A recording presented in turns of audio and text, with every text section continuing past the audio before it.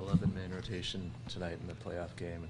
I know you've been doing it all year, but not a lot of teams can do that in the playoffs. What do you think that says about this team?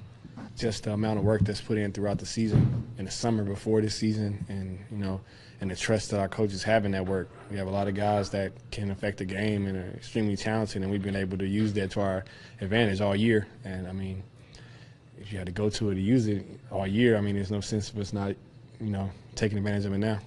You've been praising the young guys, particularly the guys in the second unit with you all year. What is it about them that doesn't get or doesn't allow them to get phased or thrown off in moments like this? The biggest thing is just them comprehending what we're trying to do. They understand the system and what the coaches want and their abilities in the system. Like, that's the biggest thing. They don't try to play outside of themselves. They all play extremely hard, and it's about the right play. It's not about me or the next guy or how many shots I've gotten or if I haven't been shooting it well. If I have been shooting it well, we find the guy who's exploiting what the weakness that we have out there is, and that's what's been great. Things any different when Kyle's in with you guys, with that group, instead of Fred? I don't think so. I mean, they both pit bulls. They both get after it, both shooting the ball extremely well. I think obviously we want Freddie out there with us. We don't want to be a man down, but I think, Kyle, he's especially in the beginning of it, he said he wanted to try to not to take away from what we do. And he's found the tempo of it, and he wants to play at that pace too because it gets threes up for him, it gets him up and down the floor, and we kind of switch everything defensively and just get to running around. So he takes advantage of it. What was the message in the room at halftime? It was only a 4-point deficit, but it maybe seemed a little bit more significant than that. Just continue playing basketball.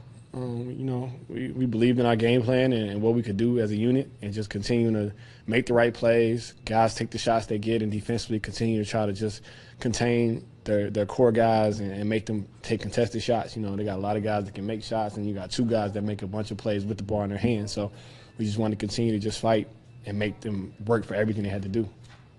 Right, you weren't here for all the Game 1 issues that some of these guys have been dealing with, but how important is it to start a series off with a win like this?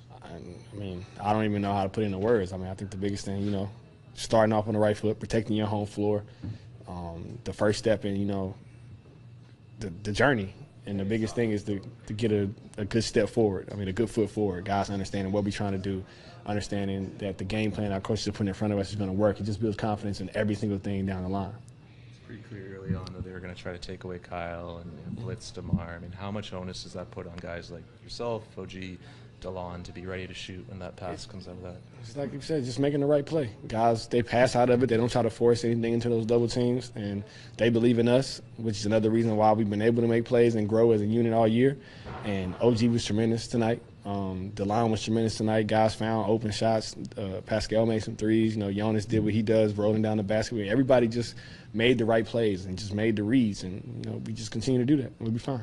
You spoke last week about the home court advantage and the fans and how they seem to take it up a notch in the playoffs. Your first game in this building playoff game in this building as a Raptor. What did you notice out of them today? Just as rowdy as they always are. It's great, man. You hear them chanting. Obviously, I'm not going to repeat what they chant sometimes, but it's great to hear them and know they're into the game, and they give us a lot of boost out there, and we love it. We try to give them plays that allow them to be a factor too, and that's the biggest thing. Just it works both ways.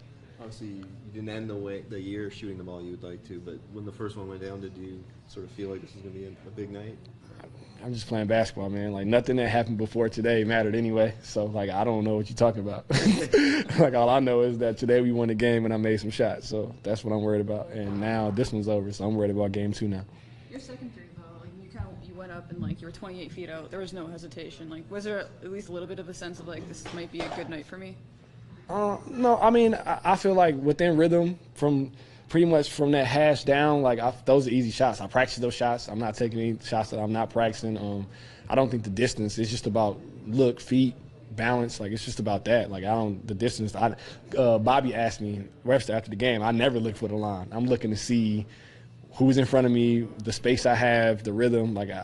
I've practiced all those shots so many times, I don't think I can feel where I'm at. It doesn't matter.